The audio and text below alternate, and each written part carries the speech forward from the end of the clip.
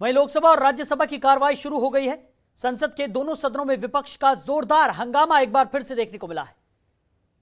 तो लोकसभा और राज्यसभा की कार्रवाई शुरू हो गई है और एक बार फिर से विपक्ष जोरदार हंगामा करता हुआ नजर आ रहा है।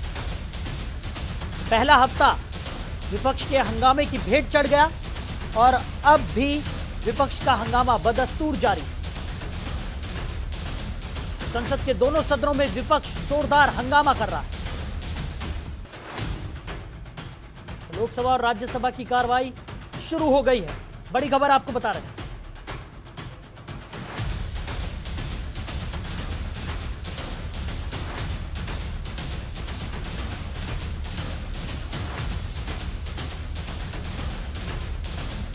संसद के दोनों सदनों में विपक्ष का जोरदार हंगामा देखने को मिल रहा है। बड़ी खबर बता रहे हैं आपको, लोकसभा और राज्यसभा की कार्रवाई शुरू हो गई है।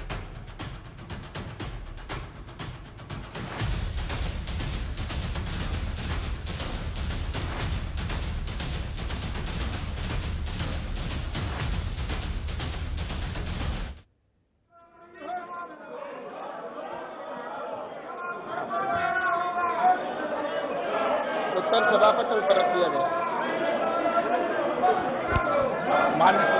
धन्यवाद अध्यक्ष महोदय। माननीय मंत्री जी के द्वारा जो मेरा प्रश्न था उसका उत्तर बहुत विवरण से दिया गया है, लेकिन अध्यक्ष महोदय जैसा कि हम जानते हैं कि किसान जानकारी के अभाव में जब कीटनाशक का अत्यधिक उपयोग करता है और कीटनाशक बहुत महंगे होते हैं, जिसके कारण कृषि की लागत भी बढ़ती है और जमीन भी बहुत बड़ी मात्रा में बंजर हो जाती है और साथ ही साथ कीटनाशक के आवश्यकता से अधिक। तो लोकसभा में विपक्ष का जोरदार हंगामा एक बार फिर देखने को मिला। पहले हफ्ते की कार्रवाई विपक्ष के हंगामे की भेंट चढ़ गई और अभी भी विपक्ष का हंगामा लगातार देखने को मिल रहा है।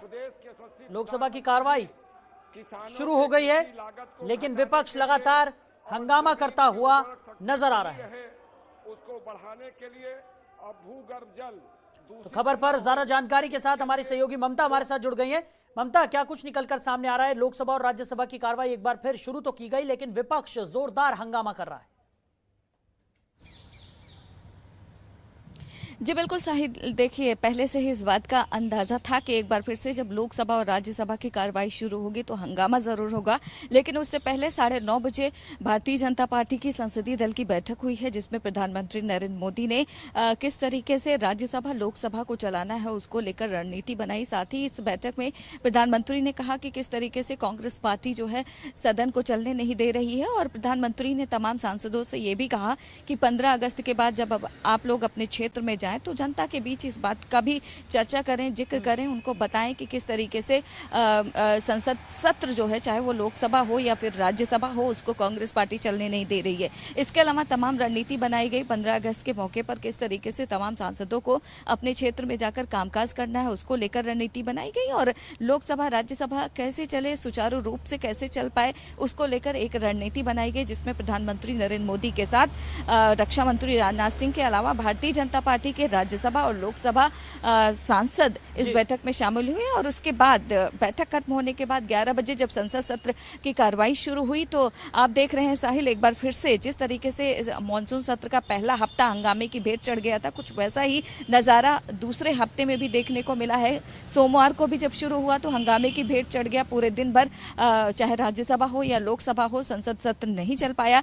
हंगामे के चलते दिन भर स्थगित होना पड़ा, और आज भी कुछ आसार वैसे ही नजर आ रहे हैं। चाहे वो आम आदमी पार्टी के सांसद हो, उन्होंने भी राज्यसभा में स्थगन प्रस्ताव पेश किया है। इसके अलावा कांग्रेस पार्टी के सांसद हैं गौरव गोगोई, जो असम से आते हैं, और वो असम और मिजोरम के मुद्दे को लेकर स्थगन प्रस्ताव उन्होंने भी लोकसभा में दिया है, ताकि असम और मिजोरम में सीमा विवाद को लेकर जो पिछले 2 दिनों से हंगामा हो रहा है उस पर चर्चा हो सके। तो कहीं ना कहीं विपक्ष जो है लगातार हंगामे कर रहा है। इसके अलावा विपक्ष के जो मुद्दे हैं, चाहे वो पेगासस जासूसी मामला हो, किसान आंदोलन हो, महंगाई हो, ये वो तमाम मसले हैं जिसको लेकर लगातार विपक्ष जो है संसद में हंगामा कर रहा है, चाहे वो लोकसभा हो या फिर राज्यसभा हो।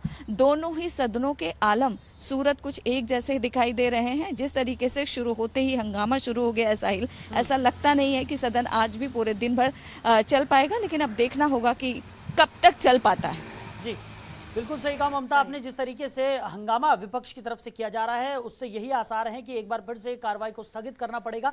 वहीं अगर बात की जाए तो प्रधानमंत्री नरेंद्र मोदी ने भी इस पर चिंता व्यक्त की थी, क्योंकि सदन की कार्रवाई सुचारू रूप से चल नहीं पा रही और उसी को लेकर शायद संसदीय दल की ये बैठक भी हुई, जिसमें तमाम तरीके की रणनीति पर भी चर्चा की गई। क्या वो रणनीति होने वाली है, किस तरीके से सदन की कार्रवाई को आगे बढ़ाया जा सकता है, इस पर इस बैठक में चर्चा तो की गई, लेकिन सरकार के ऊपर प्रेशर बहुत है, क्योंकि अंदर भी लगातार विपक्ष हंगामा कर रहा है, सदन के बाहर भी विपक्ष की तरफ से प्रदर्शन किए जा रहे हैं। दूसरी तरफ किसान संसद की बात करें तो किसान भी लगातार सरकार पर दबाव बनाने की कोशिश कर रहे हैं।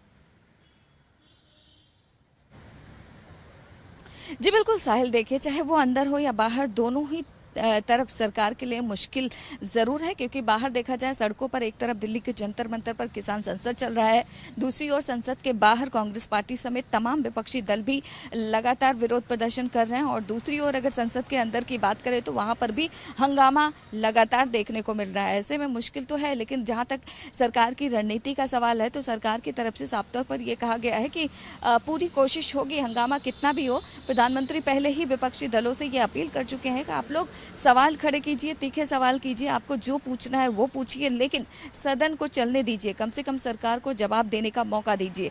कल भी जिस तरीके से लोकसभा में हुआ, लगातार विपक्षी दल ये आरोप लगा रहे थे कि केंद्र सरकार जवाब नहीं दे रही है, लेकिन सरकार का ये कहना है कि हम जवाब देने के लिए तैयार हैं, लेकिन विपक्ष जो है वो सुनने को ही तैयार नहीं है। तो ऐसे में संसद चलेगा कैसे? कुछ वैसे ही सूरत आज भी देखने को मिल रही है। संसद शुरू होते ही हंगामा शुरू हो गया है। अब देखना होगा कि क्या कुछ होता है। और जहां तक रणनीति का सवाल है साहिल, तो कहीं ना कहीं केंद्र सरकार की तरफ से यह रणनीति जरूर है कि कुछ भी हो संसद सत्र चलाने का प्रयास जरूर किया जाए। चलिए ममता, आप बनी रहिए हमारे साथ।